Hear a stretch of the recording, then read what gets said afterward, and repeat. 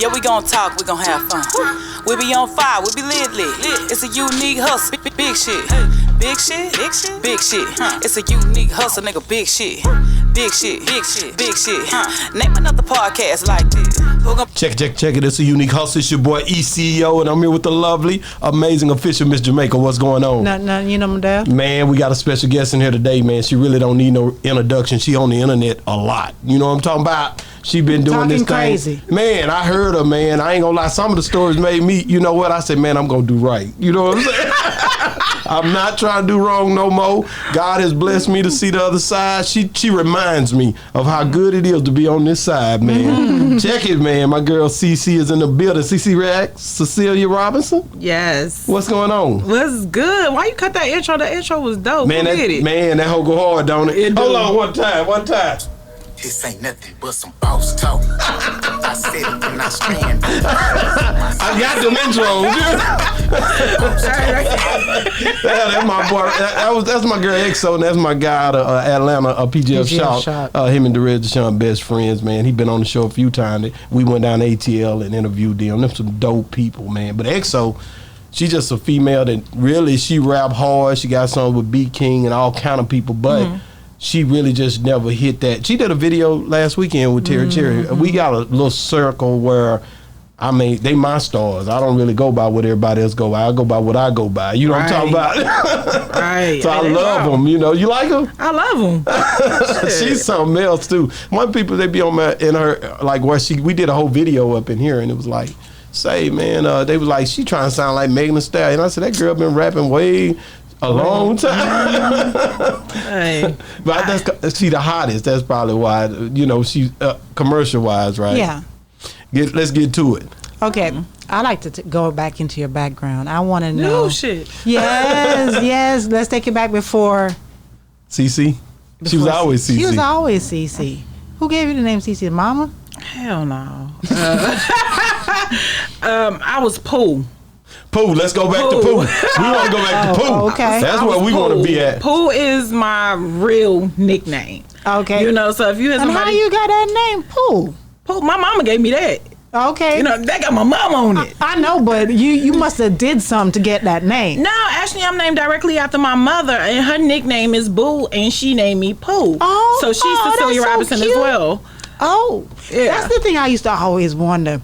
Okay, you know they always have junior and all of that for the men, and I'm like, but can women do that? Yep. So you really a junior? Really? I really am a junior. Oh, okay. I really am a junior. Okay. Yep, and that's how I got Do you that. act just like her? No. She said, she's like, no, I act like my father. Really? Mm-hmm. Okay, so tell me about your mom and dad. Were they together in the household with you growing up? Or? Yeah. That's good. I grew up in the household with my mother and my father. Brothers, sisters? I have a brother. Brother, no sisters. You sound like I mean, I have half siblings. I have siblings. They're half siblings. They way older. Me and my brother were the babies. Okay. You know what I'm saying? So your daddy started all over again? Or was it your mama? You can say that. It's a whole bunch of us. I'm the baby girl and my brother was the baby boy. So that was your daddy's side? Oh, so your daddy was out there. Yeah, I don't shit. If you want to say out there, I ain't gonna lie to you. Know most men, you know, yeah, we get bored easy. Nigga, don't try to put us out there like we get bored easy. Is there something I need to know? No, I'm just saying. You know, because I'm gonna look at you soon, man. Yeah, like you know, most niggas get bored easy. You know what I'm saying? I'm just saying it'd be tough on a man sometime. You know, so he ended up doing some things other than what he was doing a little later on, probably earlier. But that's the way it goes sometimes. You know, you need to read your Bible. No,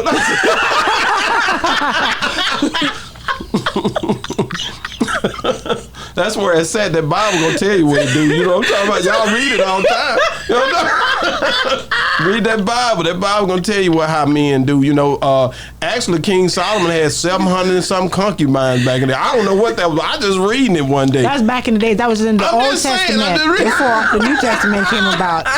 Don't start. He got early. Nah, that's how we get down, man. You know, it's just dope, man.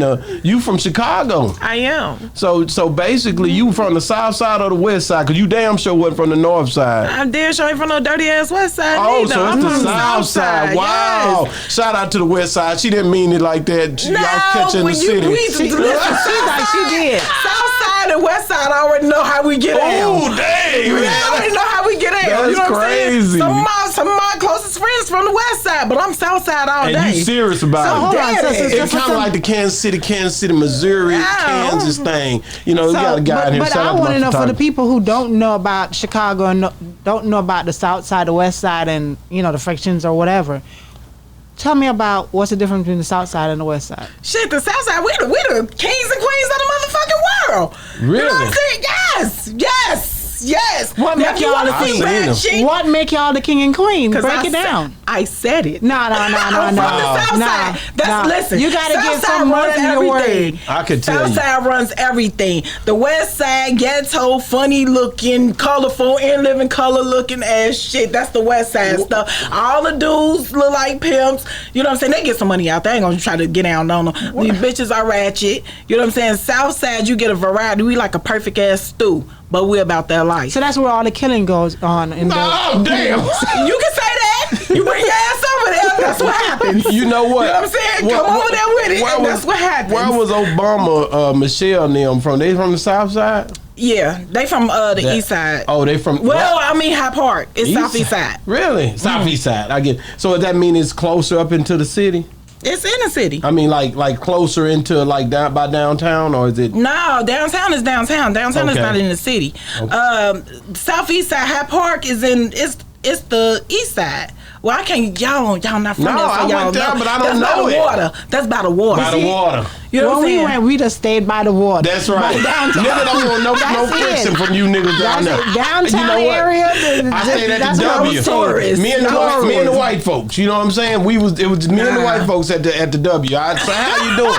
You got your pancake. You remember? I was like, yeah, this is nice down here. But you niggas on the South Side standing in front of them stoves killed me. I was like, why are these That's niggas where we standing in went. front of these stoves like that? I said, I'm not going in. No. Yeah, driving around, everybody that's hanging out outside. I'm like, Because why everybody that's the outside? thing. Why we gotta be inside? Them niggas looking for Alright. trouble, man.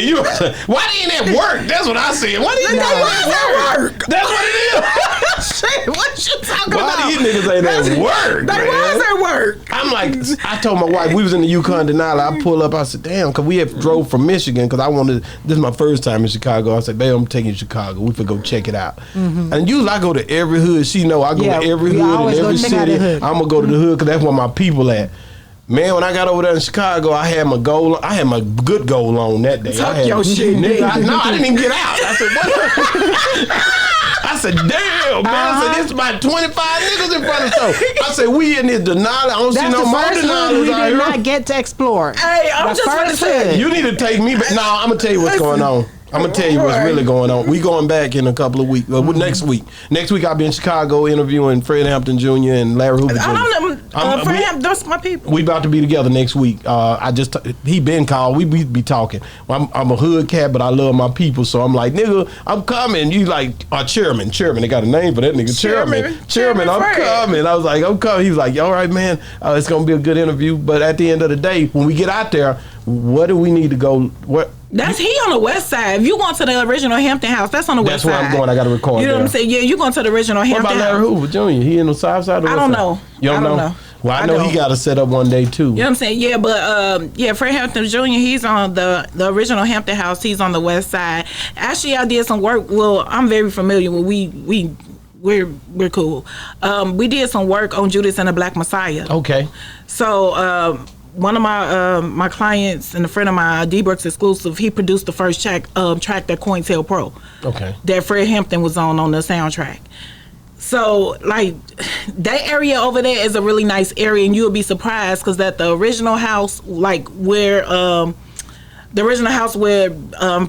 Chairman Fred Hampton was, assassinated. Yes, Right. the neighbors are still there. Wow. The neighbors are still there. Yes, so when you those are the people you want to interview is the neighbors. Yeah, that's at the house that he was assassinated at is tore down, but the neighbors are still there. Right. But his childhood home is still there. And I mean, listen, when you walk into there, it's so much culture. I'm talking about it's overwhelming culture. You know, you look at the photographs of the police smiling when they're carrying his body out, or the mug shots, or his mom holding him or her mug shot. Listen, I'm talking about it makes you very, very emotional because that's our history. Yeah. You know what I'm saying? That's really our history. And it's like, yo, if you don't stand for something, looking at that stuff right there, you're going to stand for something when you walk up out of there. But the thing is that it's like for us, we feel that our age group and stuff like that. But when I hear younger kids, they don't care about the history. They don't. Look at their parents. There you go. Look at their parents. A parent Their now. mama wasn't nothing doing done. It ain't even. She didn't do right. They trying to get away from the history. That don't affect me. That's back then. I don't care about that because they have no. You know how people say ignorance is bliss. These children are ignorant. It just is what it is. When you don't understand something, you get comfortable without understanding it. You know what I'm saying? Like when the riots and everything went on, motherfuckers was out there looting, and I don't have no. Listen, if you feel like you need to do a good loot, go ahead. I don't give a fuck. I'm just being realistic. But you need to understand what you're doing it for. What are you doing it for? You know, don't just go out there to trying participate. To feed their family.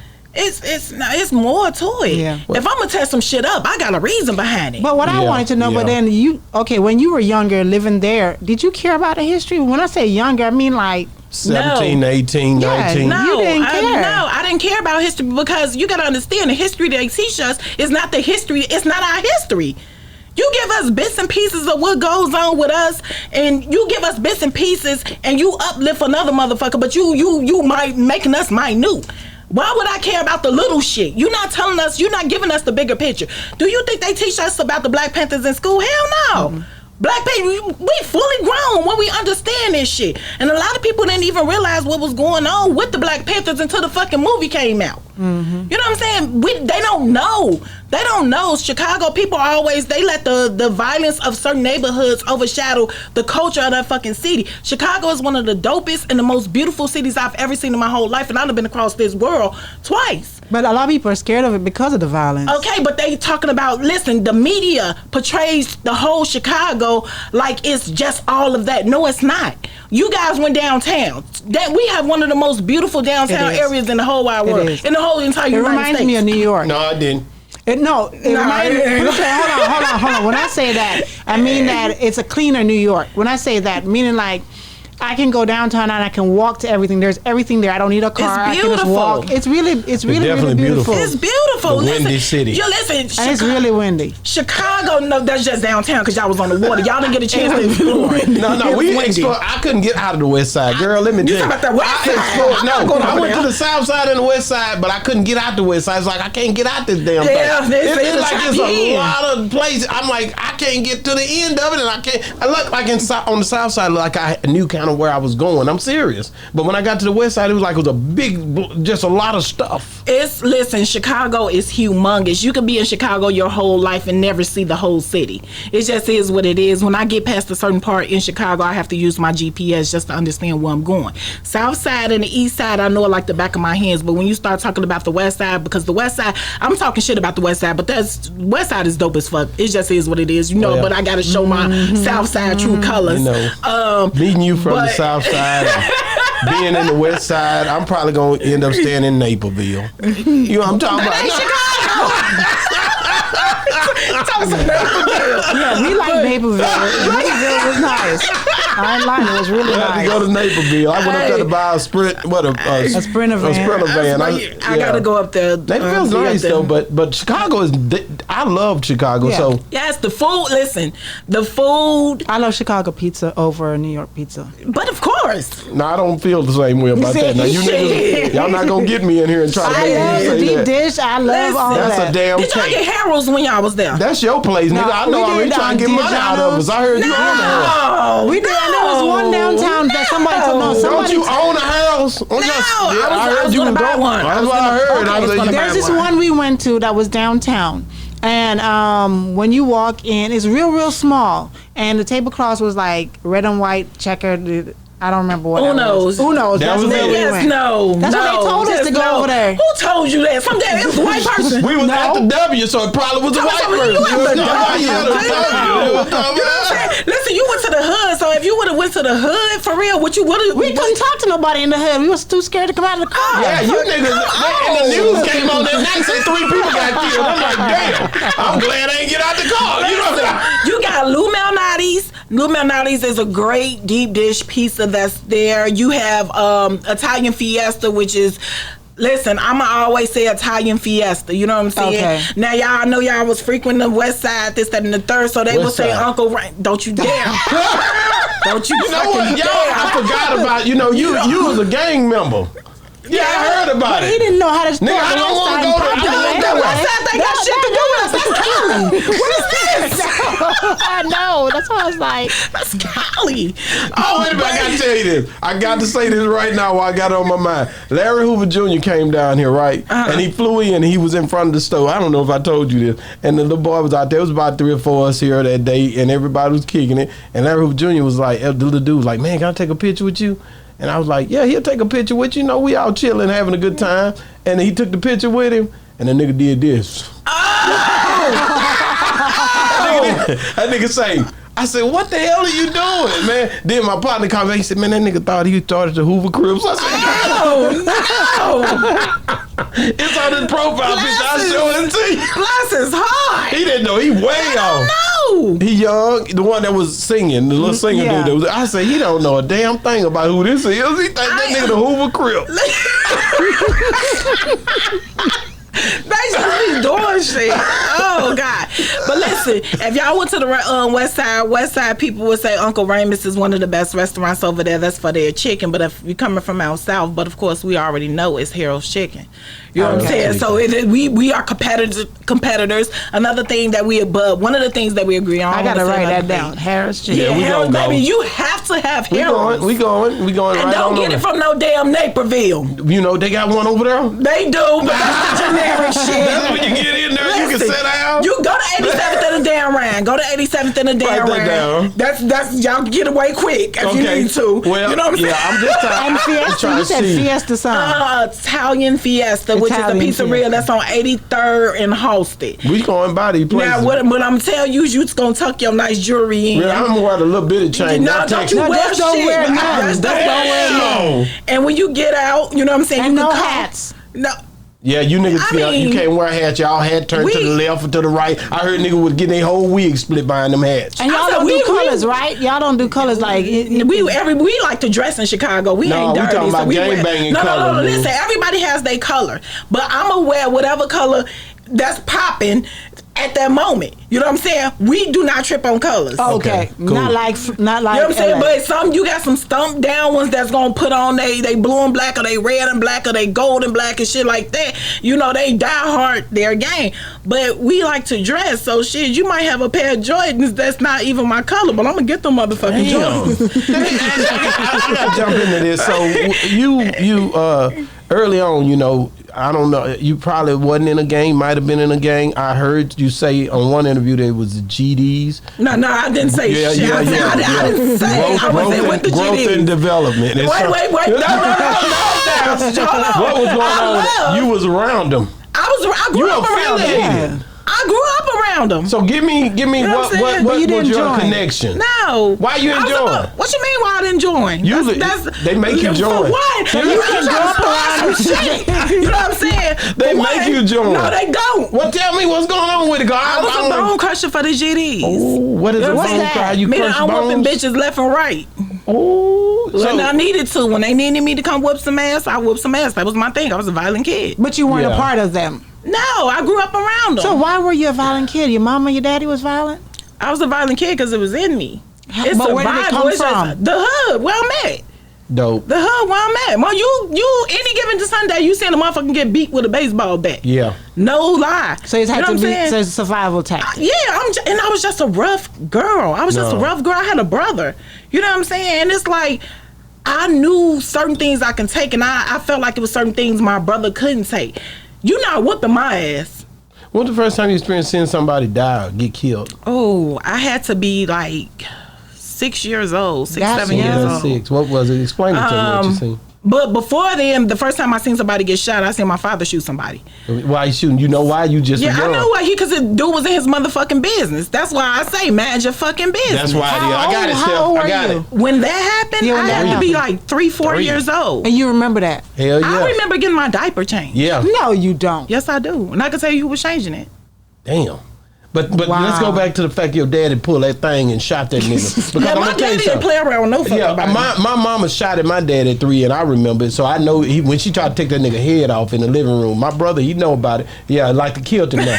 but bow, yeah, let's go. So how did you feel? Because for me, it was like, damn, like a movie. I ain't gonna lie. I was like, damn. It was in slow motion for me. How was it for you? When my father shot Boom, the dude, yeah. shit, my daddy did what he supposed to do. But the You nigga, gotta did he understand, my fall? daddy- Did you wait to see him drop, or you didn't wait? Yeah, I waited. My daddy damn. did At too. 3 years old. Yeah, I was with my dad. I was behind my father. When my father walked out the house, I walked out the house behind him. Because, okay, whole You're daddy's situation. girl. Whole situation. Let's go. My father and my mother was into it. You know what I'm Okay. saying? My father was quite older than my mother, and it was a dude. My mom was a very nice looking chick. It just is what it is. And it was a dude, like, they outside arguing and fighting and shit. So it was a young dude who, I guess he wanted to try to prove who he was to my father, or try to prove who he was to my mom, so he could probably knock my mom from my Yeah, father. yeah. And he told my daddy, hey, Ford, why don't you take that shit in the house? Don't nobody want to see it. Now, everybody know, don't say shit to my daddy. My daddy was not one of those type of dudes. You know what I'm saying? My daddy was not that type of dude. So my daddy say, okay. And it was like, okay. And he turned back around. When he turned back around, like, everything my mother and my father was going through at that point in time ceased. My mama already knew what he was on. Me, I'm just a kid. I'm running behind my mom and dad because they arguing and fighting. I'm just a kid. And so my father went in the house. My mama went in the house behind. But of course, all three, it was 4 of us in the house. And my mom was trying to stop my dad. My dad like, man, get the fuck out of my way. You know what I'm saying? My daddy go behind that mirror, grab that bag. You know what I'm saying? And when he come back out, he call a dude name. Like, when he walk out the door, I walk out the door behind him. My mom ain't want no parts. Yeah, you know what I'm yeah. saying? She she it's want going no down. She parts. didn't even try to grab you. No, hell Man, no. my daddy. He finna go to work. Let's go. No, not grabbing him. I'm talking grab you to keep you safe. I don't even think she knew I was That out you the were- house. yeah. You know what I'm saying? But my whole thing is I understood the tone and delivery of what was going on. You understand, listen, when you growing up in certain situations, you understand certain things at a young age. When my dad stopped arguing with my fucking mama, he looked at dude, I knew that look all too well. I done seen him smack a motherfucker before. I already So knew. you wanted to know what I'm see. saying? It's not even one to see. It's I'm riding with my motherfucking daddy. Riding with that nigga, man. I'm riding with my At 3 daddy. years old, like, You know what I'm you saying? couldn't 3 do years old, nothing. I'm riding. Listen, No, I I couldn't get do it. nothing, but in my head, you can't tell me what I can do. You know what I'm saying? In my Right. head, you couldn't tell me what I couldn't do. You know what I'm saying? I had my daddy right there. My daddy was my superhero. So Already. my daddy walked back out the door. Like I said, he grabbed that paper bag from behind that mirror. He walked out the door. I walked out the door behind him. You know what I'm saying? Like I said, my mom didn't want no parts of it. Her ass didn't even know I was gone. Already. So my daddy walked back out. I down the stairs and we hit that alley because we lived in the rear of a building on 67th and Blackstone. It's an alley and a dude was sitting, him and a few more dudes was sitting on the lot. And my daddy walked halfway to the alley, like halfway standing in the alley in between the building, the gate, and what dude was sitting there and he called his name. Hey, Robert, that's you. You know what I'm saying? And dude stood up, turned around on some tough shit. Yeah, it's me. And so he said, yeah, it's me. He knocked this shit back. Wow. He died? He did not die, but look, check this out. He did not die, but he came home and probably like a couple of weeks later, somebody else killed him. You know what? Your daddy zoned out while he was going to do what he was doing. You was with him, but he didn't even think. He just didn't zoned probably out. know she was even there. He was zoned in. It's my dad. I like that. My dad used to talk to me like early on, you know. And my dad it was certain things that he put in me, you know, as far as my loyalty and all this other shit. I got that from my dad. I didn't get it from my mom. Mm-hmm. You know, it's certain things in me, even my hustling mentality, all that shit came from my father. Dope. You know, it's like I'm not your average bitch. So, No. What did you I get like- from your mom, though? nothing. No, but the way Nothing. she is though, No. you know, the way she is dope, man. You're a star. I got her name. You're a damn star for me. You got a star on your head, but you're a real star. Like I can tell the way your energy is. I done interviewed a lot of people, my nigga, so I know I know when somebody coming with it, like you've been through a lot. And at the end of the day, that's usually where you turn your curve at. You don't turn your curve till you go through something. You see what I'm saying? So I think that's dope, man. And for you to have that attachment with your dad died of cancer? Yeah, my father died of cancer, and my mother. And your mother? Oh, man. How far apart? My father died in '96, and my father died Christmas '96. My mother died Christmas 2011. My brother was killed March 2011. So out of my intermediate family, it's just me. Damn, man. So you don't talk to your half siblings at all? Shit, yes I do. And they mama, that's my mama. What? You gotta understand something, baby. You know, I lost them, but I gained. Like I got my other people. My mama, I call her my mom. You know, my siblings' mother, I call her my mom. When I say she go to bat for me, like she push me out her pussy, that's my mama. Real talk. Baby, listen, when I got locked up in fucking Minnesota, listen, my mama, she came walking through the motherfucking corridors and told them, y'all better not hurt my goddamn baby. So was that this the first time? Did you only get locked up once, or how many times did you get locked up? The case that sent me upstate, that was my biggest case. But while I was out on bond for that case, I called 2 more cases. And how old were you at this time? I was 30. Oh, it's later on. 32 years old. Yeah, these are the only times I call cases. Okay. So the rest of my life, I was crime. just. You're a good criminal. Shit, you can say that. Yeah, you can say it all the way out. Listen, if the bitch wouldn't have told, I'd still be doing my shit. See what I'm saying? But you know what? I think, listen. Everything happens for a reason. You know, because look at me. You doing your thing, bro. Look at me. So let's go back to that early stage age when you was really a dancer. You know, y'all used to dance. Could you dance, or you was? Cause I heard you was a dancer. Hell no. What the fuck? What's up? Sorry, but what I wanted to know, because losing your dad, that was your hero at that age. How old were you when you lost him? I was 12 years old. How did that affect you? She went in. I lost a part of me that I'll never be able to get back. I knew my mother, you know, my mom is my mom. Damn it, I'll go to bat for her, but I knew my mother wasn't strong enough to survive life, or she was not strong enough to make it through the fire. So my dad, like I told you, my dad used to talk to me and put certain things in me. I feel like God was prepping my dad to prep me. To be there for your mom. It's not even to be there for my mom. It was to be there for my brother.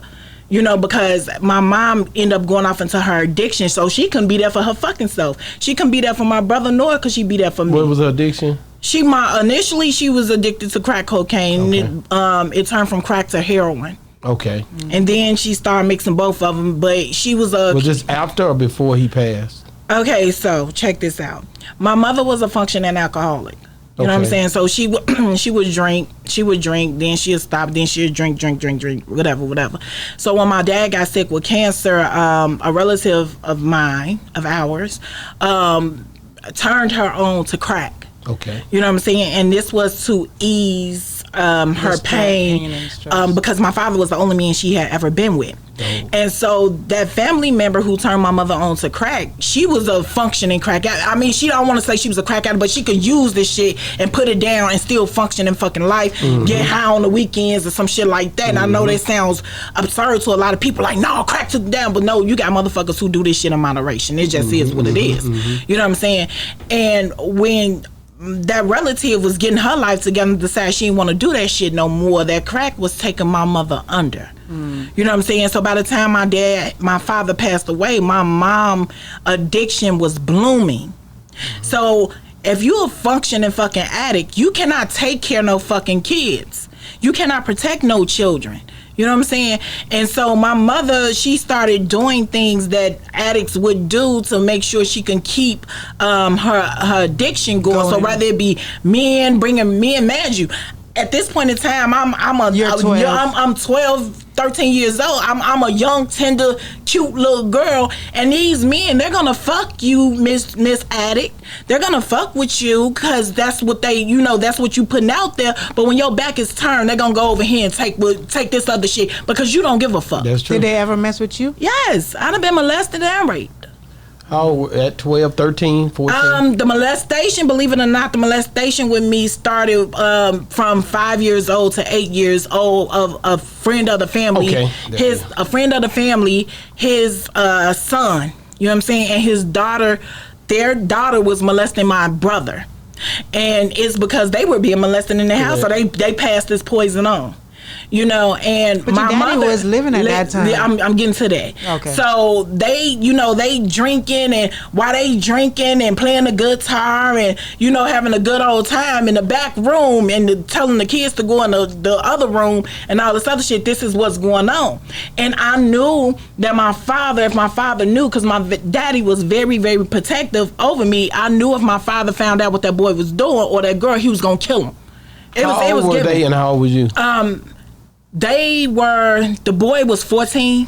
Okay. The boy was 14, and I you knew. were 5 at that time. Yeah, was he? He was like 13, 14 years old.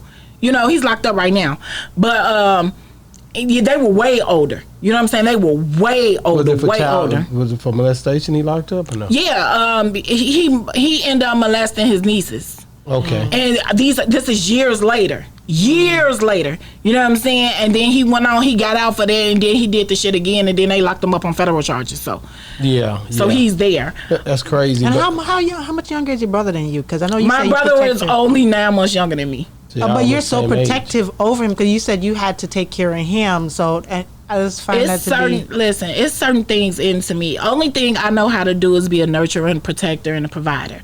You know what I'm saying?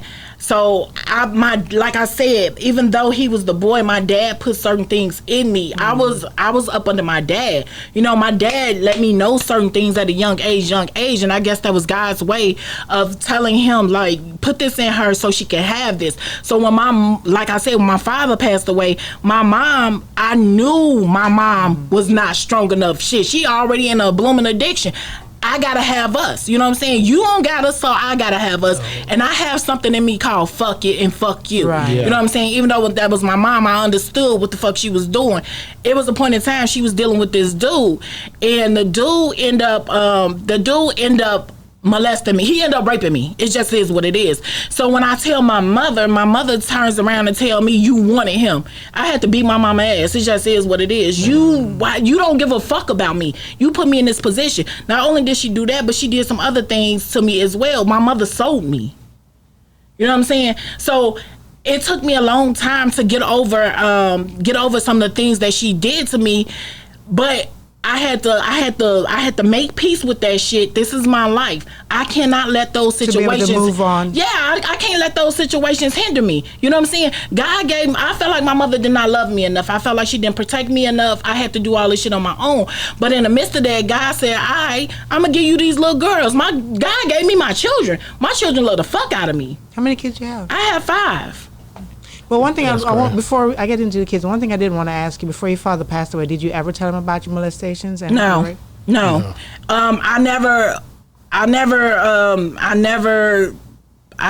like I said, I knew. You knew what he would do, but I wasn't knew sure. what he was doing. I didn't even talk about my molestations until I was like 25 years old. Yeah. You know what I'm saying? Some shit you gotta understand something about me. You have some people. Listen, shit happens to everybody. Right. You know what I'm saying? Shit happens to everybody. I'm not the only person in this world I've been raped. I'm not the only person in this world I've been sold. I'm not the only person in this world I've been molested. I am not a victim, though. You know what I'm saying? Shit that happened to me, I done some shit. You know what I'm saying? I ain't molest nobody, no shit like that, but shit has happened to me. I done some shit, but I'm nobody's fucking victim. Right. A lot of people like playing victim. You know what I'm saying? I'm not saying to mute what has happened to you, shit like that, but I'm not going to sit up there and fuck up my life, fuck up the rest of my life because some shit happened to me when I was 5 years old, some shit like that. Nah, baby, you pull your big girl pants on, you keep that shit going, or I'm gonna be a fucked up individual. No, I could have been a fucking crackhead like my mother. I could have been an alcoholic. I could have been down in the slums. I could have been fucked up. I could have been in the gut. I could have let people use me, and I could have kept when I finally come back around and say, because I was molested. No, that's not my fucking story. I'm a fighter. Let me just say this. Let me say the fact that, the way that you're telling your story it helps so many different people because of you being so passionate on the way that you express your story and what you've been through. That's the dope part for me. I know already as you speak that people gonna get healed. It don't matter if you even, it's because of you being able to make it, they gonna be like, I can make it. That's some little girl. That's somebody that's 12 that might be going through something, man. So I think that's dope, bro. And the strength that they see in you, because people who are going through that don't have that strength. They're trying to find that courage to leave, dope, man. God, to talk about it. It's, you have to, like, my show, like, I know we haven't gotten to that part yet, but my show, people say, well, did you go to therapy? That says my therapy. I open my mouth and talk. But here's the thing, a lot of people like to live in certain moments. You know what I'm saying? They like to live in certain moments and they like to feel that, man, that's fuel to my fucking fire. I don't live at that address no more. When you move from some fucking way, you don't keep going to that apartment, you don't keep going to that house. Why the fuck would I keep going there? But mentally, do you relive it? Mentally, no. You know what I'm saying? If I have to talk about it, I go through it. That's only if I have to talk about it. Other than that, fuck that shit. Because you know what, some people say that. Some people say that, like, as much as they put it behind them, like in future relationships, like if their husband or boyfriend or whoever touched them, they, you know, triggers. They have triggers. Here's the thing with that. You know what I'm saying? If you find out that you're that way, you need to be by yourself.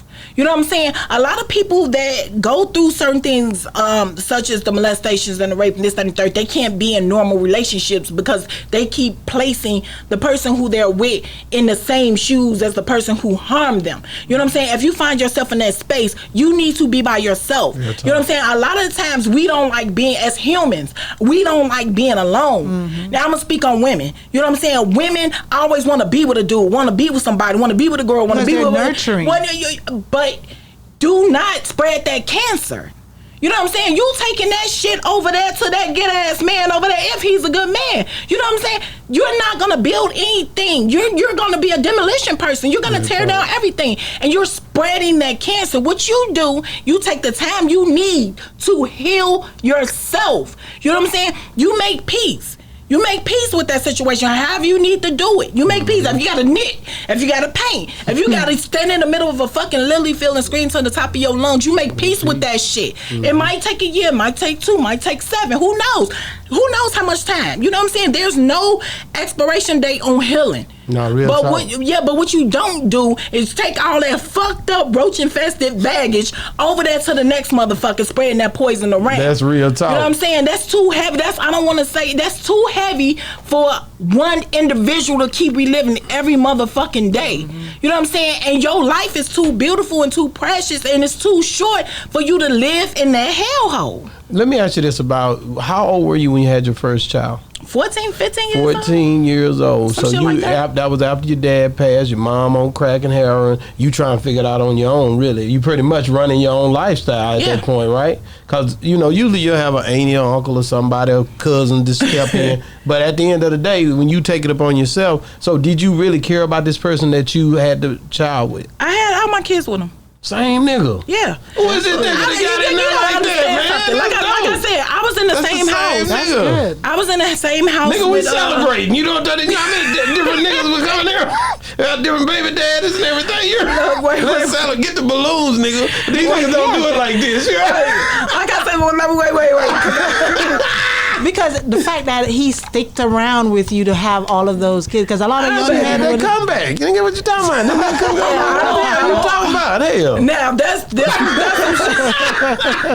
Nigga know how to do it. That whole situation with my kids' father. Now the people that you gotta understand that. How old was he? We the same age. Okay. I used to hustle with him. Okay. But I don't. That's a movie, nigga. I don't know. Get the pen out I don't want to again. talk about him. I don't want to talk about him. Yeah, but you know, and I like that, the fact that she shut it down right there because, this something that's sacred, nigga. Well, let's move on. So when you get to 18, let's go to 18. We got to go to 30 to get to the pen. Now we gotta go to strip club, man. I tried to get to that strip. 18. You didn't date. I was trying to show y'all my moves early because the white girl, she danced slow. Don't show the moves. Don't show the moves. So because you seen them. You seen the I seen moves. some of them. You say what the hell? But when you When you got in there the first time, was this your first time going to a strip club, or you had already? Yeah, it was my first time going to a strip club, and what happened, which was a funny story. My first time going, I went to a lockdown. You know what I'm saying? I went to a lockdown. It was a bachelor party. It was a lockdown. So automatically, I made $2,500. You know what I'm saying? That was you my were a pie. dancer?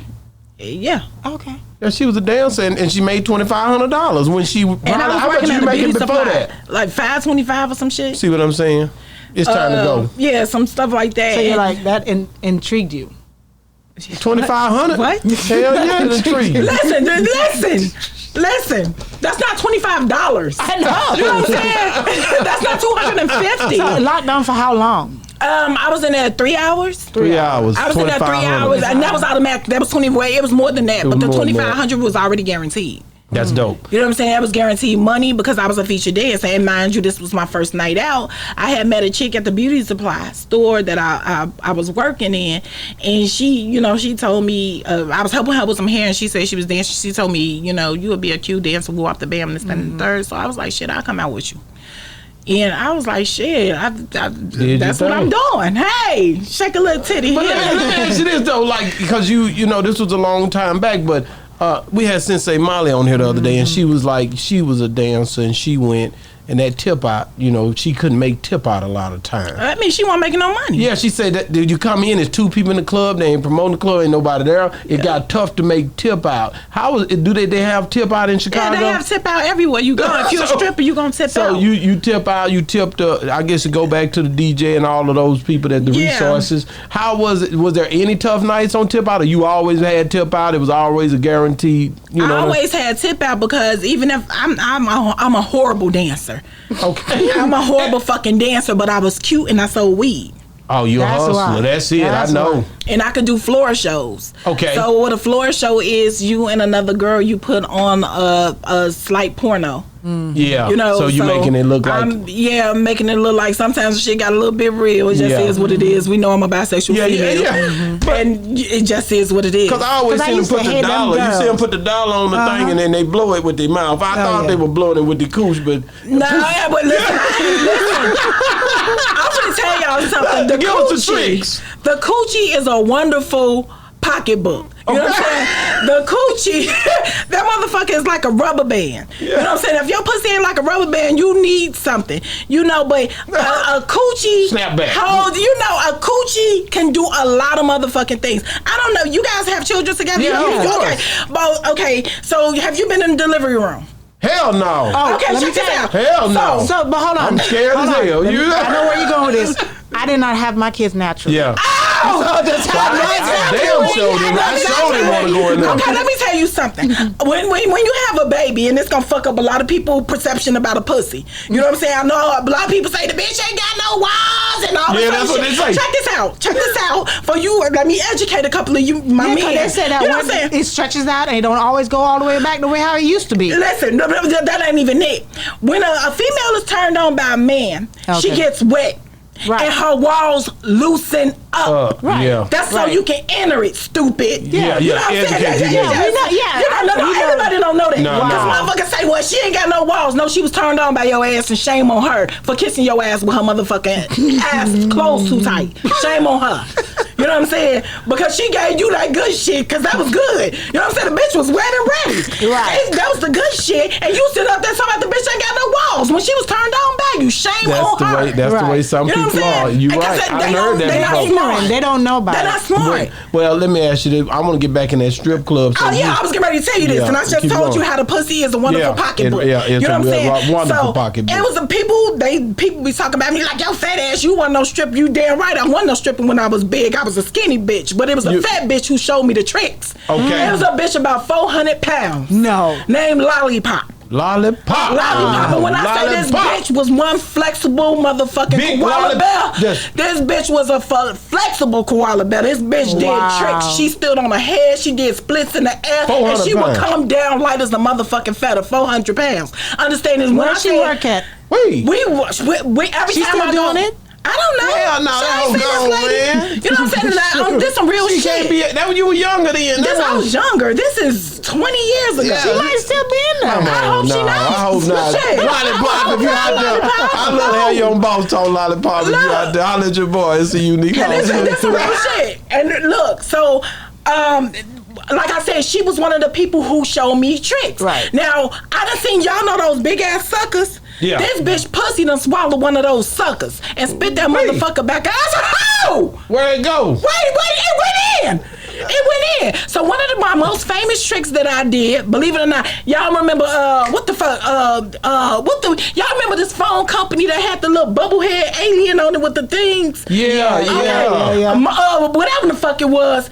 They had funny shaped phones. The funny shaped phones look like a dog bone to me, I guess. Don't tell me you put that. Look, the first trick I learned was from old girl. This bitch, me and her had the same exact motherfucking phone. This bitch put that phone in her motherfucking pussy and she pushed it back out and that bitch was ringing. And she had the nigga answer the motherfucking phone. That was the first motherfucker. I said, my pussy ain't that big, bitch. It's not that big. Yeah, she said, baby, she said, trust me. I said, trust you. I said, bitch, I can't put no phone in my pussy. She said, bitch, put the phone in your pussy. I put that motherfucking phone in my pussy and I made $1,800. God, no. Answer the phone, motherfucker. Answer the phone. When that old ringing. Fuck out, yes. Ooh, hell, you got to call from. You know what I'm saying? Get your phone. Hey, my promoter was over there smiling. I'm calling, bitch. I've never seen that before. Don't you worry. You heard about it today. How long did you gonna make me Google that? How long did you dance for? I danced a couple of years. Couple of years. And so, as you went What through made that, you stop? She was selling dope in that hole. I know. What made me stop a motherfucker? It's a couple of reasons that made me stop, but one of them I'm gonna talk about. One of the reasons that I stopped was motherfuckers accused me and a chick that I knew of robbing a place. Robbing one of the things, and I had to go through a bunch of shit to clear my name. When all the time the chick who I was with, this particular night at this party, she was in a car with a dude she called her guy, and I'm pretty sure she had just met the motherfucker. Yeah. She one of these type of bitches who just every nigga she see is my man. Bitch, that ain't your man. You don't know him. You know what I'm saying? But how it go? These two gentlemen, you know what I'm saying? These two dickheads, they drop us off at this party. Now they get out the car and they come in because it's a lockdown. It's a big ass party or whatever. But they linger around. I wasn't feeling well. So it was a comedian back in Chicago at that time. His name was Big Daddy Woo Woo. They called him Tornado. He used to frequent Jenny Jones a lot. This, that, and the third. So I went over and crawled up on Tornado lap and I said I wasn't feeling good. He said, you ain't feeling good? I said, nah. He said, you want me to take you home? I said, yeah, I had been there. I had been there 15, 20 minutes or whatever. So I leave and I go. The next fucking day, I found out that the party had been robbed. Not only had it been robbed, but it had been shot up. And the chick who party it was, her boyfriend had been shot. And the two dudes who dropped us off had the two dudes that had dropped us off had robbed the fucking place. So I had to I pretty much had to fight up out of a strip club and I went through a lot to clear my fucking name and let motherfuckers know that wasn't me. So that was one of the reasons I stopped dancing. It's like, it's too much shit. You know what I'm saying? And it's like, man, please. I know you ain't shutting nothing down around here. I know you ain't I was telling a story. But guess what? Your mic was still going. You just couldn't hear yourself. Yeah. So when you think about just being able to, we gonna go to your you've changed the game really, because now you changed the circumstances. You are a personality. You are influence on YouTube. You guys do the, what's the name of the boxing? Trill Boxing Talk. You guys have. I want to know how y'all came together to even put that together. Like how you end up, because where you from? Chicago. These guys are not from Chicago, but we do have the World Wide Web. But let me know how y'all came together. And where did the vision come from? What division? The vision. What division? She said vision. The vision. She from Jamaica. She's Jamaican. She from Jamaica. I'm like, what division? okay, it's a little pre-story beforehand. How? Because I got to tell this little story. Okay, so when I came home from prison, I was in a halfway house and all this other shit, and I got tired of that shit. You know, I don't work nobody's job and all this other shit. I quit. Boom, bam, there you go. Now, when I quit, I became Freeway Rick Ross manager. Shout out Freeway Rick Ross. Yeah. So on my road to becoming his manager, I was shooting a reality show based on my life called Bricks of an Empire. You know what I'm saying? I was going back. It was my transition from prison back to the entertainment world. You know, Bricks of an Empire. So I ended up meeting Freeway Rick Ross, and I ended up becoming his manager. At first, I was his assistant, then I became his manager. Tell me how that went. Yeah, I was about to say, how did you meet him? So when I was filming the show Bricks of an Empire, I went out to Philly. I used to live in Philly. When I initially caught my case, I was living in Philly. So Jimmy the Saint, who's pretty big, and I knew him from before I got locked up when I was doing my books. He introduced me to Rick. So my second episode of Bricks of an Empire, Rick agreed to be on there. And what we discussed on the episode was me coming on his team, helping him. And in return, I wanted to start a publishing company up under his name. And I wanted to put out my books. And, I wanted a movie deal. And this, that, and the third. So he agreed. So this is how we linked. We hooked up because of Jimmy the Saint. You know what I'm saying? So that's how me and Rick... Had he just got out of prison? No. I had just got out of prison. Well, how long he had been out? Rick had been out of prison 10 years. So he'd already been out a while? Yeah, Rick has been out of prison since 2010. Okay, so then that basically... So he's established. When did you get out? I got out of prison in 2018. Okay, cool. I got it. You know what I'm saying? So he was on a move and this, that, and the third. So how long selling a book. For? That nigga had a book. I was in prison almost 3 years. 3 years, okay. He had them books. Yeah, he still got books. I interviewed him up in LA. But yeah, he dope dude. Yeah, so I tell Rick everything I could do for him or whatever, and Rick the type of person like, oh, okay, you gotta show me. Well, I showed him. Oh, you know what I'm saying? I showed him. It's like I'm pretty well connected. Even before I went to prison, I was well connected because I'm a girl hustling and scheming, whatever I was doing, the way I was doing it. So I got a lot of respect from the music industry as far as Chicago goes, and some other people, and then the street dudes. You know what I'm saying? I got my own little lane. However it goes. We go on. I'm doing my stuff with Rick and everything. So I get a DM from Black Fight Fan. Shout out Black. Yeah, so when he DM'd me, he was, hey sister. I like the way because I don't respond to DMs. It just is what it is. I like the way he came at me. He ain't say, hey beautiful queen, the queen of the now, and you know what I'm saying, the essence of those strawberries and all this other shit. You done heard it all, as a nigga. He ain't say none of that shit, but he was real straightforward and direct, and I can promise you I'm an energy person. I can feel his energy via that DM. He's a strong dude. He's a real strong dude, and you can't break him. However it go, he sent me this DM, and he was saying if he was saying he has a show that he's getting ready to do, which is Trill Boxing Talk. Trill Talk in the morning. He was transitioning from boxing to just regular radio. And he was saying he think that I would be a perfect fit for him and his co-host. I would be that element. And normally I just be like, whatever. You know what I'm saying? That's just me. It's really just me. Real talk. No, I get it. So something about him was, something in the universe. It was some shit going on too. Right. Listen, when I got that DM, I was in the middle of fighting. Oh, really? I was in the middle of stealing on a motherfucker. Oh, so when you got it, that same dude from having to kill somebody. I ain't even gonna talk about it. I was in the middle of stealing on the motherfucker. I'm just telling you how God works. Right. You know what I'm saying? I was in the middle of fighting. And so when I got that DM to distract me from the altercation that was going on, because I knew I was gonna go back to fucking jail, and motherfuckers wanted me to violate my parole. That's what the fuck it was. Yeah, that's what it be. You know what I'm saying? Motherfuckers do shit so you can violate your parole and all this other goofy ass shit. I'm off parole now, bitch. Have it go. Play them games now. Exactly. Play them now. You know what I'm saying? Yeah, exactly. I get it. I definitely get it. And motherfucking exactly. But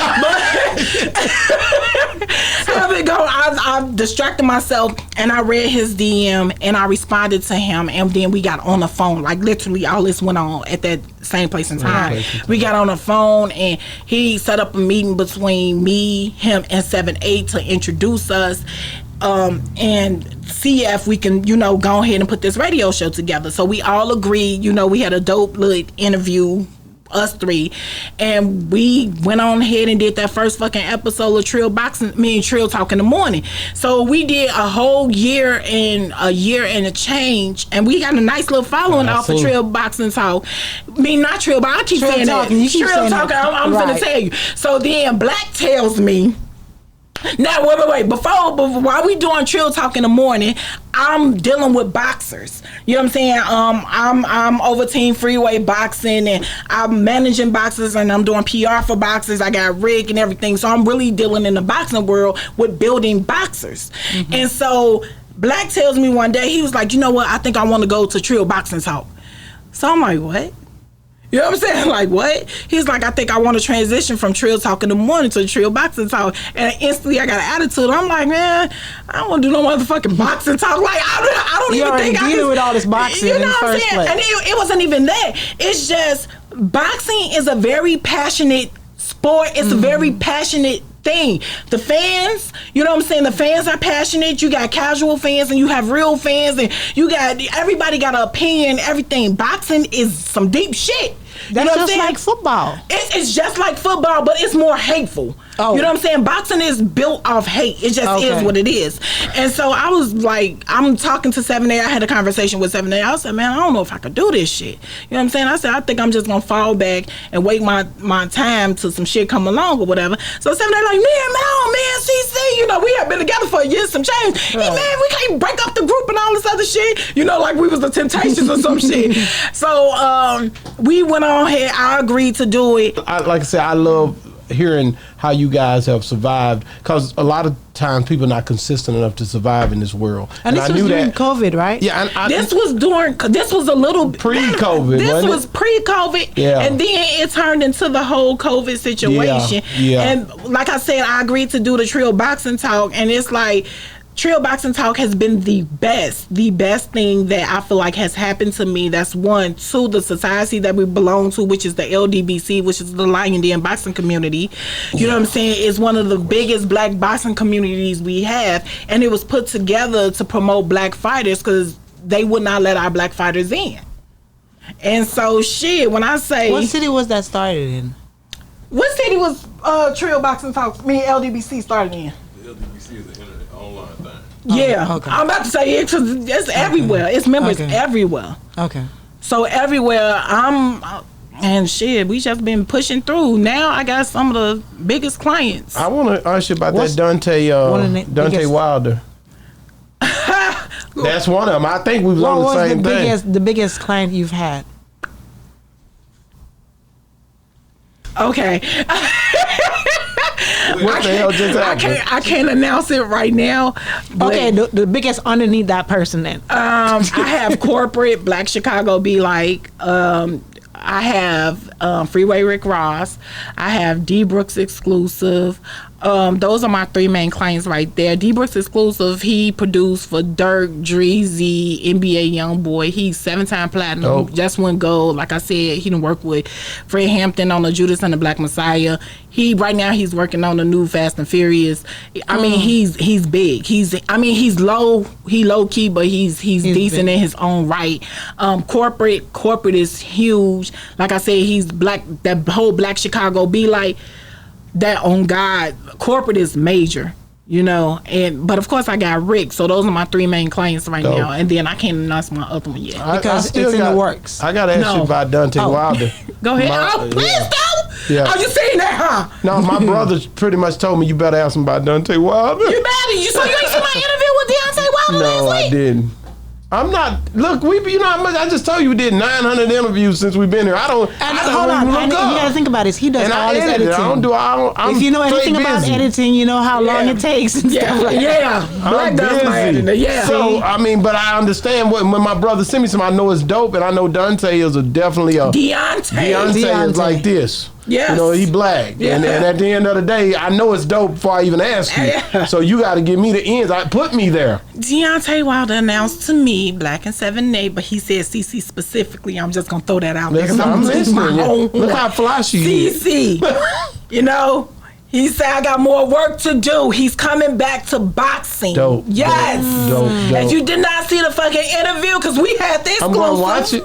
No, not you. No, I am going. Please do. No, even if you I'm don't want watch to it. listen, even if you don't want to watch the interview, go on my Instagram page. No, Just a 60 I'm second. gonna watch it. Yeah, please do. You know what I'm saying? He announced he's coming back to boxing, and I felt like that was boxing needed Deontay Wilder. Dope. Boxing was not the same without Deontay Wilder. People talk about he ain't no king. He lost to Fury. Check this out. Your favorite fighter can't fuck with him. You know what I'm saying? He lost to one person. Your favorite fighter out here struggling. Get the fuck out of here. Why that man can't be no motherfucking king? You know what I'm saying?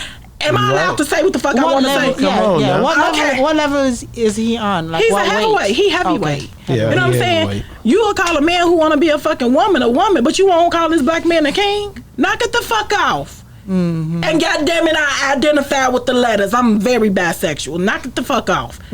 Call that man what the fuck he want to be called with respect. Mm-hmm. What does Earl Spence mean to you? I was just thinking about that. Yeah, I'm same working. question. We're in Dallas, Texas. You We're in the D. thinking the same We're in thing the like Triple D. So I just thought about that. Ain't nobody fucking with Earl. He's whooping Bud ass. You think so? I know so. Ain't no thing. Do you?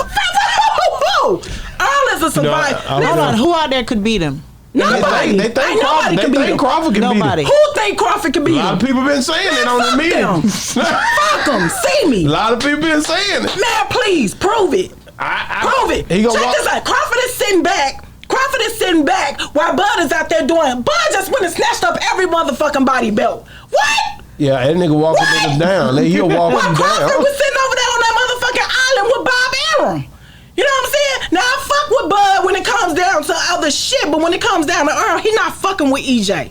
Knock it off. Damn. Dallas, Texas, stand up. Y'all see what's happening? Knock it off. I want to know, so Earl Spence, when you think about his technique and the way how he boxed, who would you Damn, say? she say technique. I'm thinking we had a boxing thing. Yeah. His technique and the way that he boxed. No, who, like back in the days, would you say that he resembles? I don't know nobody. Me, nobody. Earl is in a whole league of himself. Listen.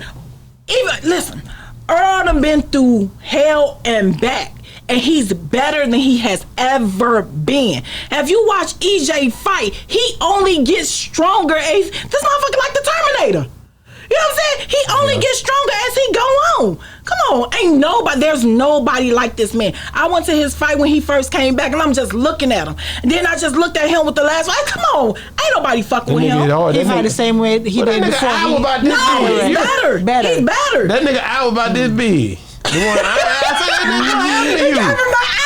I said, what the hell is going on? Nigga, like, I don't know what's going on. I'm like, God damn. Okay, so I don't know a whole lot about boxing. Like, I sit and watch boxing with him, but he knows a lot more than I do about boxing. I'm just looking to see how that nigga. You couldn't deny that nigga. When I think about the boxing, there's people that like right now that I think about is Earl Spence, and I think about Mayweather. If you think of look how she Mayweather old now, don't do this. When he first started, he was dope. Floyd is dope. Floyd as a boxer is dope, and that's all I'm gonna say about Floyd. Yeah, dope. You're not gonna give me nothing else about Floyd. No. You can't really because he's a smart businessman. No, he's a smart businessman. He's a smart businessman. Let me put it this way. If he came back to boxing, and both of them in the same weight class and everything like that. They are. Okay, and they're about to fight. Who would you put your money on? EJ. Why? Sure. He's Why older. wouldn't I? Now, if you say a young, you gotta take it to a young, pound for pound, same age. Floyd Mayweather. You can't say that. You can't say. No, I'm saying but if you did. That nigga can get around and ring, and Earl knows that. And I heard about the story when he punched him in the eye and gave him a black eye too. Who? Earl Spence gave Mayweather a black eye. What I heard. Everybody's gonna tell you. EJ will fuck. Listen, EJ will fuck up Mayweather. It is what it is.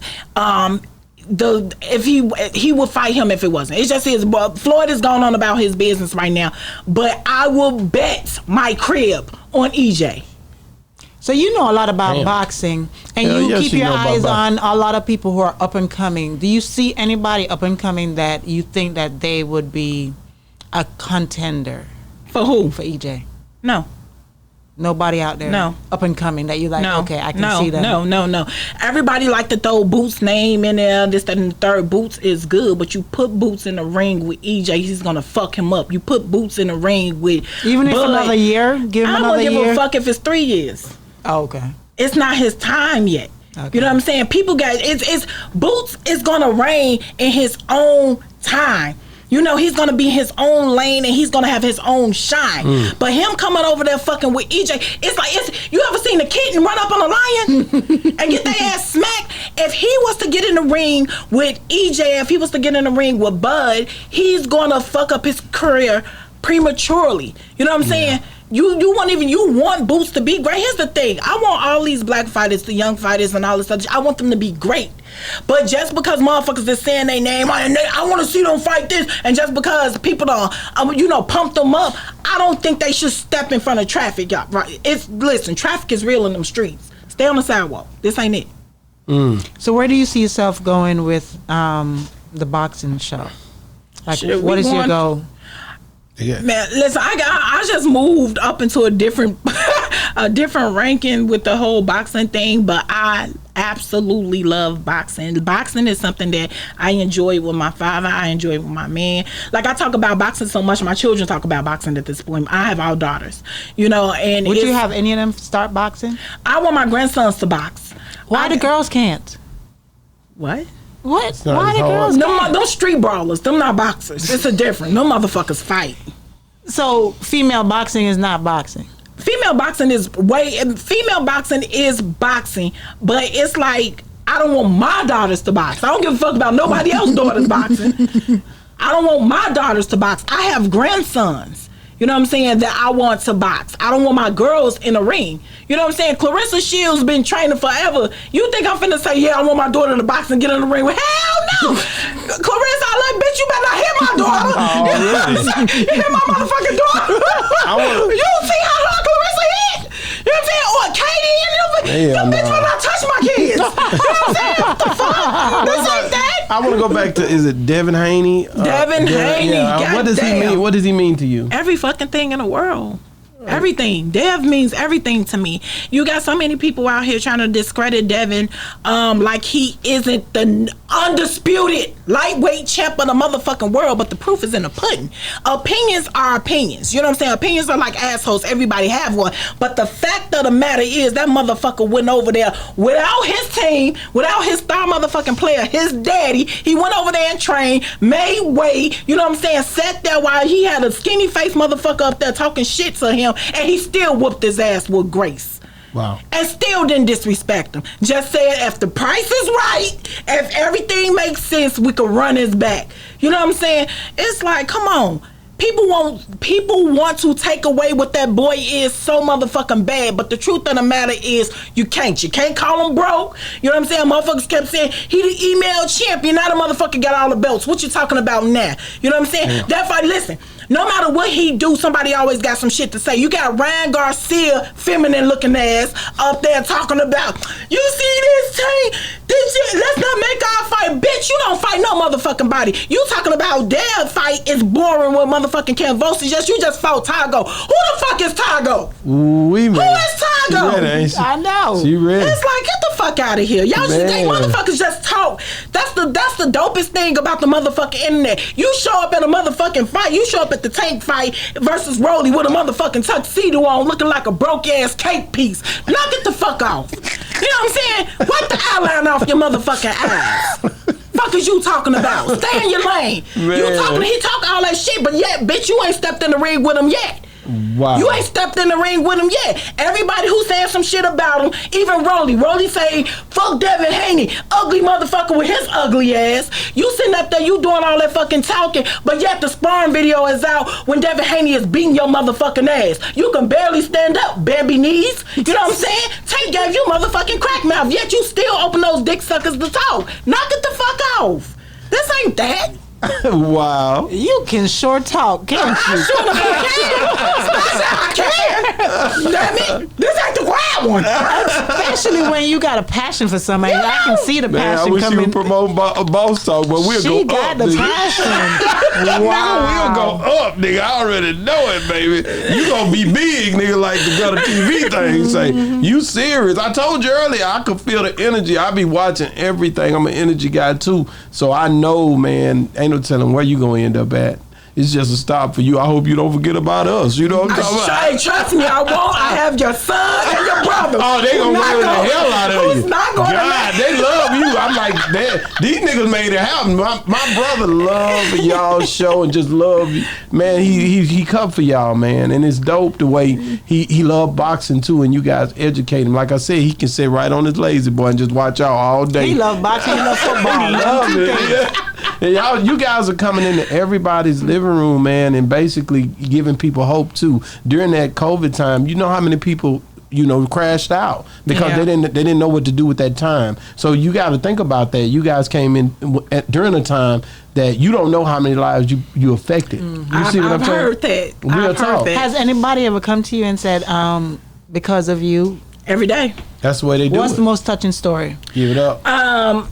From my show, from CECE Reacts, I had a lady come. I had did a video about me doing my PSI and how I went and told every fucking thing because I was instructed to do so, not like ignorant, you know what I'm saying? Not knowing that I wasn't supposed to tell those people shit and how they made pretty much sum me up to be a monster on paper.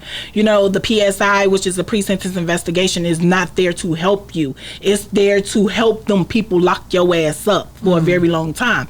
But it was a young lady whose son was getting ready to do the PSI and he didn't know which direction he should go with it. You know, it was coming up, he hadn't had it yet, and she was able to relay what I had told, my story to him, and it helped him, and then he was released. You know what I'm saying? And then I get it's so many people, even with the my strength. They say my strength carries them over, and it helped them shape their life.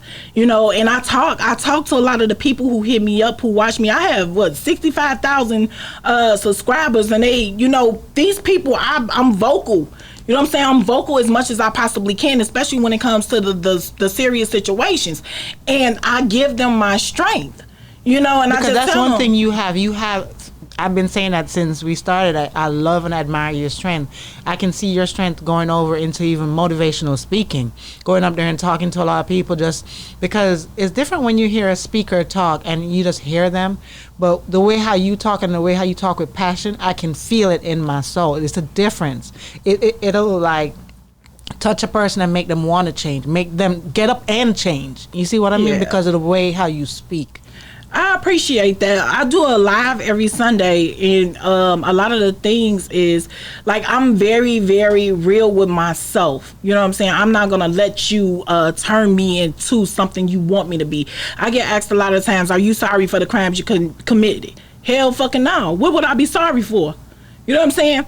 So are you sorry about, you know, the fact that you had to go to prison and be away from everybody? I'm not sorry for a motherfucking thing. And if I had the opportunity to do it again, if I needed to do it again, because I got that information in my fucking head. Mm-hmm. You know what I'm saying? If I needed to do it again, bitch, I know how to go back. Mm-hmm. You know what I'm saying? And people, I get criticized because they say, well, how was it like in jail? I said, shit, for the most part, I had a ball. Well, you said you went to jail and you had a ball. Well, bitch, you want me to say I went to jail and I was miserable? Because you will be miserable? Check this out. Just because you go to fucking jail or prison, you don't stop fucking living. You know what I'm saying? I didn't give a fuck about what was going on out here in the world. It was nothing I could do about anything while I was behind those walls. Mm-hmm. So what I did, I adapted to my environment and I lived my motherfucking life. And guess what? I had a dope motherfucking time. Mm-hmm. You know what I'm saying? If you adapt to your shit, you gonna have a dope time too. But motherfuckers like being miserable, and then people like to place their fears and shit on you. You can't place none of your shit on me.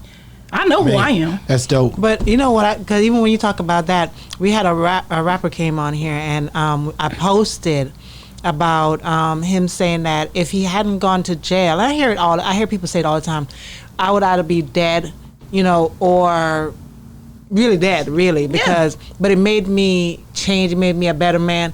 And when I posted the clip, I mean, they went in on Facebook. They went in on him and how he's glorifying jail and da. Fuck But them. then you have the people who went to his defense and people were like, I'm in the same boat. I feel the same way. But you have those people that was really going in. Check this out. I'm finna tell you some real life shit. I went to jail for almost 3 years. You know what I'm saying? When I was out in the street hustling, I was away from my kids. You know what I'm saying? But my kids was very well taken care of. Now, check this out. I don't choose. Motherfuckers, get a job. Check this out. I've been to prison. I still done passed your bitch ass up. That's one. You know what I'm saying? I'm still way ahead of you. That's two. You think about this. You motherfuckers go to these, and I'm not knocking you. And it just is what it is, though. Because, like, people like to judge, but people don't like being judged. This some real shit right here. You go to a motherfucking job, you working 8 hours a fucking day. You know what I'm saying? And if money is tight, you gotta do overtime. You know what I'm saying? Then, on the weekends, your ass trying to go out because you want a life, too. So how many fucking hours a day you away from your kids? A lot. How many hours a day you away from your motherfucking kids? How many hours a day, how many days a week are your kids at somebody else's fucking house? You know what I'm saying? You mad at me because I didn't want to feed my motherfucking kids top ramen. You mad at me. Dope. You know what I'm saying? Get the fuck out of here. Man, so, you know, you didn't tell us about the time when you got stuffed up there in prison when you got popped in your damn mouth. When you was walking down the hall and they did count time and old girl pushed you in the back of your damn head. She like, this ain't happened. Yeah, you just made some shit up. It was a bitch who tried me out there. I beat that bitch out her motherfucking shoes and claws. I beat that bitch out her shit so good they paroled me. The fuck out of here. Remember, she's been fighting for a long time. Yeah, Have you ever lost a fight? I did to this boy named John. Oh, boy. I was 12 years old. That's some real shit. May he rest in peace. I had whooped John. He had a cold summer. No. He was going through some shit. Now check this out. This is real life shit. This is when I found out you cannot fight. A female cannot whoop all boys' ass. You know what I'm saying? You gotta pick up a weapon or some shit. Now I had whooped his ass, and I didn't realize me whooping his ass, you know what I'm saying, was him just being generous with me. Oh. You know what I'm saying? His mama told him you don't fight girls, but in my head I'm beat, and I'm fucking him up. So it had been a while, you know, and I was feeling I didn't have no business fucking with this boy. You know what I'm saying? He hadn't done shit to me no more. He had did something to me when I whooped his ass the first time, but this second time, I was just fucking with this boy off GP, just being a fucking bully. He caught my ass right there on 70th and Wentworth. You know what I'm saying? Hell yeah, I remember. You remember when you get your ass whooped now. You know what I'm saying? And he was like, gone, I don't want to fight you. I done dropped my book bag, little dirty ass little girl. So what you gonna do? What you gonna do? You know what I'm saying? He's like, gone somewhere. I'm by his house too, because I was gonna make an example. I was gonna whoop his ass in front of his crib. Wow. Now, last time I got him in the schoolyard. This time I was gonna whoop his ass in front of his crib. He was like, gone, and he was older. He was like, gone on. I ain't on that. Fuck that. I'm on it. I done threw my shit off. Extra tough. That boy pulled my shirt up over my head and whooped my ass. He whooped my ass. Listen, I promise you, I could count the seconds every time his fist hit my face. Oh, wow. I deserve that ass whooping. Wow. You don't fuck with people out here now. I deserve that ass whooping. It just is what it is. That taught you a lesson. That's crazy. It taught me a lesson, because next time I ran up on the boy, I knew how to pull his motherfucking shirt up over his head and fuck his ass up. Pull that shirt up, bing, slice him up and go on about my fucking business. Yeah. Man, I'm gonna have to wind this thing down, man. She has so much stories. So out there in Chicago, I mean, do you listen to music? I love music. What I mean, because I want to ask you. I'm an A&R for a record label. Oh damn! Like you know how to make niggas act around people that's trying to interview and all that. They in our position. Yeah, I'm an A&R for a record label. I'm an A&R for the Winner Circle, which we have a distribution deal with Rock Nation. Dope, man. So I was gonna ask you the top 3 artists of all time, dead or alive. Any genre. Number Mine? 1. Yeah, it's yours. I ask that every episode, so I gotta ask. Listen, okay, check this out. Number 1. Tupac, Tupac, for sure. Jay-Z. Jay-Z. And I'm gonna go with, it's a boy who y'all don't know of. Okay. His name is KD Young Cocky. And why? KD, so listen, he has a style. He has his KD own. Young Is he Cocky. from Chicago? You know what I'm saying? I need that interview when I get up there. I interview that little nigga. Yeah, KD. If you look up KD, if you look up KD Young Cocky, he has numbers. Now he write for people, this, that, and the third. He had a little deal with Def Jam, this, that, and the third. But when I first initially, well, when I was doing the music stuff initially, before I even went to prison, before I started all the heavy hustling and shit, I used to work with KD, and he was a part of the Winner Circle. You know what I'm saying? He's still a part of him around. But that boy right there, when I say he has some talent on him, he has talent on him, and he's a good looking dude. You know what I'm saying? So he's marketable. What? Listen, he got some shit. Like he got stuff. Like when I fell in love with music, it was because of him. I remember going to this party and I had no clue. Like the people who I was with was the people who I was with. You know what I'm saying? So I go to this party, and for one, I'm constantly listening to this one song on the radio because they playing this shit like crazy. And I remember him jumping out the car on 87th and Cottage Grove and him doing this little crazy ass dance.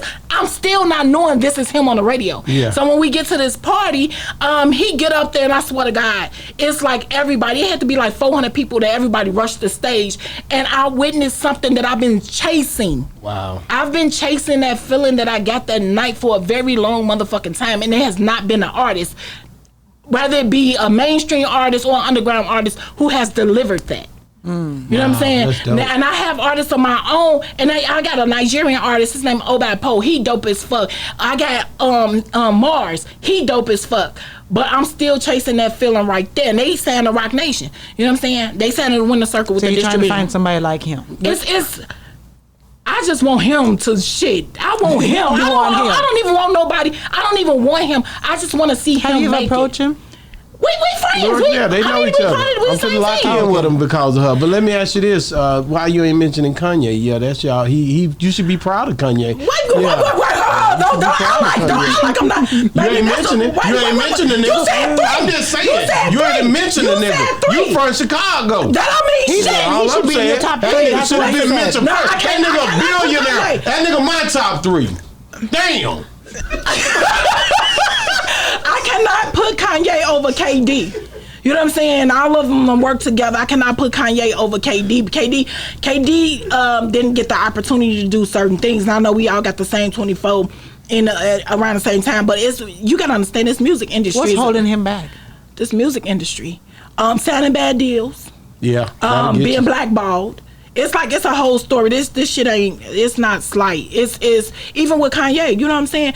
When I watch Kanye documentary, and you gotta understand, it's Kanye. I listen to Kanye every fucking day. Kanye is a fucking lyrical genius. But some of the same people who was fucking over Kanye fucked over the people I know. Wow. You know what I'm saying? Yeah. These are Chicago artists, and you got people. They see your talent, and they. Listen, I cried watching the Kanye documentary, and I talked to other people, and they were emotional as well, because we know Chicago has some of the most talented people in the fucking world there in Chicago. And it's like, I understood what he was going through, motherfuckers trying to downplay him and trying to act like they are not important and relevant and shit, and then when you trying to do for yourself, then motherfuckers want to come around and take the credit, or you get people who give you these badass deals. It's horrible. It's fucking horrible. I done had a bad deal. When my first publishing deal came out, I had a bad fucking deal. You know what I'm saying? It's like when you're eager to get on, you sound with these motherfucking people, and they look at you, and then they don't pay attention to you because they go on to something that's bigger or better, yet they think it's bigger or better. Then when you start coming up, you know, the congratulations and shit be fake. It's Fake a as shit. hell. You in that It's room. be fake as fuck. I be looking at some of the things. I be looking at some of the things right now. It's like, man, if y'all don't sit y'all goofy asses down. The music seemed a little light right now for me. I think it could. I mean, it's the same fucking all thing. around. I'm not just. You ain't heard the The shit. thing is that people are scared to be different. That's the problem, because they feel like if they're different, they're not going to get the same traction as everybody else. And that's why I have the artists I have. And that's why I speak of the artists I have. Oba Poe, he's a Nigerian American. When I say he jams. You know what I'm saying? Mars jam. Music different as fuck. Don't sound like nobody. If you put 100 artists in the room, 95 of them gonna sound the same. What about Juice WRLD? What The about him? Chicago artist. He dope. He dope. May he rest in peace. He was. He more for my kids though. I can't get really off into rock the. with him? I can't. He got about 4-5 songs that I jam to. I work out to him. I can't. But I'm not a Percocet. I can't do the Perc Right. music. You can't relate. I can't. That's more my kids, my children. You know what I'm saying? I'm more of that, man. Give me the beat and give me some lyrics, some real shit. Yeah. You know what I'm saying? Talk about some real shit. I'm not struggling every motherfucking day now. You know what I'm saying? Ain't Common from over there? Common, yeah. And Chance the Rapper. Yeah. Yeah, they was talking real nice. They don't listen to them no more. They don't cuss enough. Exactly. You know, Common is conscious. It was another. What was artist. Tank saying the other day? Remember you were showing me something and Tank was talking Sam. about He was R&B? yeah, I mean Sam. No, but it's whatever. the fact that what he's saying and how he's R&B saying part. R&B part. R&B is not here for them, but for me and you, baby, it's always around. R&B listen. gonna always be around. It's gonna come back though. It's coming think back. so? I don't think it's so. coming back. Not if we depend on this new generation to make this They shit. don't even dance to slow music. You go to the party, these young niggas, they don't even have no slow song. I'm like, damn. Oh my they God. Don't wanna, they do this in the corners. I don't understand how they still make babies. That's it. They don't want you body. They're their own So world. let me ask you, is that what they making babies too? Yeah. Yeah. Hell yeah. They making them babies now. I know you married and shit. I'm just gonna throw this out here. I know you married and shit. I'm in a relationship as well, but before I was in a relationship, I fucked with a younger dude. Motherfuckers trying to fuck me to some trap music. Ask me. Nah, it go down like that. Turn me loose. Yeah. Fuck loose. Let's go. What you won't be doing is doing a drive out on this pussy. You turn me the fuck loose. You know what I'm saying? I need some R&B. Yes. Listen, we owe. old as hell. This some real shit. That's A dude real. I was talking to got in my motherfucking car. For one, he was corny as fuck. But this motherfucker got in my car and said, "Can you turn on that new Soldier Boy?" Ooh, we gonna I go called his down mama, through there. "Come get your son." That motherfucker told me some shit. Wakey, Tabitha. No. Buddy, y'all niggas crazy. People still say that? He said that shit. You Yeah, cornball. nigga, yeah, that's the way they get down. They don't know much. They just on the computer all day, nigga. You know what I'm talking about? Computer trap, baby. So you're in a relationship, but you're not married, right? You said what? You're in a relationship, She but you're cannot not hear my married. Jamaican wife. She can't. She I said, know, what? you guys don't joke with me. I love her too. No, I'm not married. I am in a relationship though, but Okay. I am married. That's gonna be my husband. Okay, and But I gotta bop his ass over the head Oh, and yeah, scare he- him till I and, give him one. And they gotta you're be a real bisexual. nigga. I'm bisexual, but I don't like bitches no more. That shit's Done over with with. them hoes. Because I was My gonna ask how coochie eating does, days is over with. I'm retired and I'm delivered. see, I was going to ask how does No. he handle that? How did I? No, here's the thing. Why my relationship is so dope? Because he accept me for who I you are. am. That's Okay. You know what I'm saying? And when you find that right person, certain shit goes out the fucking way. I don't have to compromise who I am to make him, to please him. I want to change shit for him. That's not nothing he's asking of me. But bitches turn me off in jail. Yeah, there it is. That Oh, part. goddamn. That part. Because I had one bitch eating my coochie and the bitch drove me crazy and I had to kill her. Nah, I ain't kill her. Yeah, almost killed her though. Almost. Yeah. So prison, like I said, you made it out. Now you an example. I think you dope, man, because people really, like I said, they look at your story. You wrote books. You wrote plenty. books. You've done different things that some people. She wears Will so you many ever go hats. back and buy Harold's? Because you thought Hell about it. yeah! Listen, You my thought guy. about it. Look, no, I'm going You back. was gonna do I'm it. going to do that. That's On your bucket list. like probably next year I'll probably have one. That's not no joke. Like I have to have that. I have to have that. That's a part of who I am. I know people like, what the fuck is hair? Is this a restaurant? How is that a part of you? Because it's a part of my culture. Would you bring it out here? It's coming out here. Out here. It's coming out They here. don't have any out here. No, they don't. That's gonna be dope. But okay, They but brought- when it come they- out of here, because you know when you move a restaurant to another They city, brought that. What's the one we it went to? don't ever be. People are like, oh, it's not Fat the Burgers same. is out in Arlington. Let's say it's not the Yeah. same. It's different. You have to go back there to get the real true. No, that's because first of all, that's because the motherfuckers who's bringing it out here is not part of that culture. You know what I'm saying? That's it. That's somebody from a different place that bought it out here. It's I want to keep every fucking thing about Harold's the same. I want the same paper bags. I want that smell. It's a smell you get. It's a taste you get. You can eat Harold's cold. Like that shit so Let me just motherfucking be real good. with you. It's chicken play. It's a chicken place. I put that hoe up against Rudy's chicken. Rudy's It would kill Rudy. We'll see. Black, you better save us, nigga. Black, he can't handles. There it is right there. I'm saying Rudy's. You better know it. You better know it. Is it a wing place? Is only wings I'm they going do? by there. Is it all wings? No, it's What wings. Listen, I got $10,000. I bet you $10,000 Harold's will outdo Rudy's. See, he Who just you said, been though? He said, You gonna sit here and lie like He that? said, 10,000. 10,000. Don't do it. My right hand, 10,000. She bluffing. Cut that shit out. My right hand, Go cut that part out. 10,000. okay, who gonna be the judge? 10,000. Who gonna be the judge? And who would be the one eating the chicken? It would have to be random people. Y'all going to Chicago. Okay, who gonna be the judge? Y'all driving. Listen, No, are y'all you driving? flying. No, we flying. Y'all flying? Listen, take Rudy's. You can take Rudy's on a plane. Yeah. Take Rudy's with the pickle and the little seasoning and salt and take that shit on the plane and take it to Chicago. Who all going? Y'all can sit there and be the judge for your fucking self. Y'all was gonna be fresher at that point. That ain't gonna be fair. Yeah. No! Listen. Put Harold's inside a bag. Put it Let it inside sit the there. and let it sit there. She like Williams. She like Williams. There it is. There it is. She like Williams over Rudy. Black, I can't believe you back Black, there doing I'm that. telling the truth. You can't like Don't Williams blame over that man for that. Man, that truth will set you free. That's in the Eat Bible. Harold's. That's in the Bible, man. Eat Harold's. He might Yeah, you eat better it, not but that say might it. not be You his better- favorite. I bet his ass won't get in the mouth.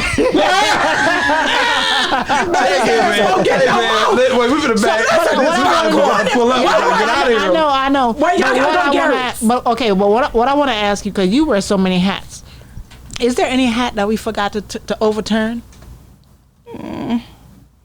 We got it all. No, y'all didn't, because you know I'm a mom, but we really ain't talk about the kids. The kids, yeah. You know, it's Well, you all right. got five, though. You got five. I'm a You got grandmother. five. I got I four. could come back. And then I have this cooking channel and all this little food truck and get ready to come out, all this other stuff. Listen, I can come back. Black coming back, so at the end of the day, If he survives. Black actually good. I can If he interview him now. survives. You know that. No, you can't. Black Yeah, got some I'll shit go- to I'll do. go in. Well, we gonna Yeah. schedule an appointment. I be sitting there Look how talking, she nigga. looking. Look how she looking at you. Look, when y'all go to Chicago. Girl, she said off. I know. Yeah. Listen, when y'all go I to can't Chicago- wait to eat Harold, nigga. I'm calling you. I'm finna get your Get number some right mouse- now. get some I'm finna mouse get your out. number. We I'm gonna gonna call FaceTime you. you I'm right gonna there. FaceTime you. I'm gonna say, Please nigga, do. it better be right. do. Before I eat one bite, I'm FaceTiming you, But hold nigga. on, this is what we want to know. So when we go to Harold's, what is it that we need to order? Get you some 6 wings with some mouse I'ma sauce. get it. I'ma get you it. some what I'ma kind of get it. Mouse sauce, Mouse baby. You can sauce. only They get it in told us Chicago. about that little mumbo sauce in DC. Yeah, we- that mumbo stuff. Yeah. Y'all niggas be thinking, when I get there, I'm gonna call you though. Mumbo is DC. You know what I'm saying? I'm calling. Yeah. I You know promise what you I'm calling. They got songs about I'm gonna Harold's. call- I don't care. They ain't got no songs about Rudy's. That call our niggas don't. bullshit. Nigga, you crazy. We got Rudy. Tom got a song about Rudy. Tom got a whole song. We crazy. I live in Dallas. Tom, you ain't listening. You ain't Listen. tapped in right. Listen. We got music. Don't play us. We got music by Big T and Rudy Chicken. We love Rudy's and Big T, and it's over. Yeah, and Henderson Chicken too. We'll take out our Henderson Listen, Chicken. I don't went. Look, I'm a foodie. My fat ass is a foodie, so I don't went to everywhere. Eating they food cause I gotta compare. Like y'all got this popcorn shop out here. You know what I'm saying? Yeah. That shit bullshit. Nigga, whatever, man. You know what I'm saying? I can't wait to get to Chicago. I'm gonna do a run for CECE. I'm like, this year for CECE, I'm eating at 10 different restaurants. Larry Hoover Jr. Garrett's, I'm writing that down I'm too. going. Wait a I minute. write that down. Hey, you Gary's popcorn. No, don't you say shit. No, don't say nothing about I'm Gary. gonna find out. We ain't got no popcorn fucking with Gary's. Okay. Your chicken ain't fucking with I chicken right now. I can't do You're not that. gonna do that. Now that seasoning right there. No, Chicken is that left. chicken right. We gonna see. We will see. When I get to Harold's, I'm gonna see. You know what? I can't wait to get up there. I can't wait till next week. Next week I'm gonna get down. I'm gonna see. I'm calling you. I'm gonna be like, you know what? better. I'm over here. You right. I'm gonna take pictures like we did at Roscoe's, nigga, in LA. I'm gonna be in front of those. I'm going live like, hey, I'm I got to do this. You got challenge. You know? Thank you so much, man. I enjoyed this more than anything, man. You know, my brother was right again. And this nigga always worrying me, but I ain't gonna lie, that nigga be on point. You know? He said we have a good time, man. So thank you so much. You say you coming back. We got it on camera. It was already, you know, we'll play that over again. She lied. Till she come back. Play that over. She ain't been back in like a year. I'll be back. I promise. Anytime you got something you want to put on this platform, you're welcome to give us a call, give us a shout out. I hope we can do a lot of business together, man. That's what it's all about. Most people not networking, right? Really, because they ain't on a level to feel the energy. Niggas getting passed by. Niggas stop playing, man. You know what I'm saying? So we trying to work around this thing, man. We ain't trying to play with it, man. Hey. But I love what you guys are doing. For the city too, like everything black, y'all, man, it's dope, man. So I'm here thank too. you. Yeah, because you moved. Why did you move? Why did you move to Dallas? Why did the other nigga Derek move? Wait a minute, Dallas is dope than the motherfucker. Man, he is right there. Wait, I can talk about the chicken because I live here now. The fuck? I live here now. Dallas is home. I love it here. The atmosphere, the love. You know what I'm saying? I've seen some crazy little shit. It wasn't nothing. How long you been here? I've been here since December. Okay, so you just been here. Yeah, but I've been coming down here for a year consistently, and Dallas is home. You see.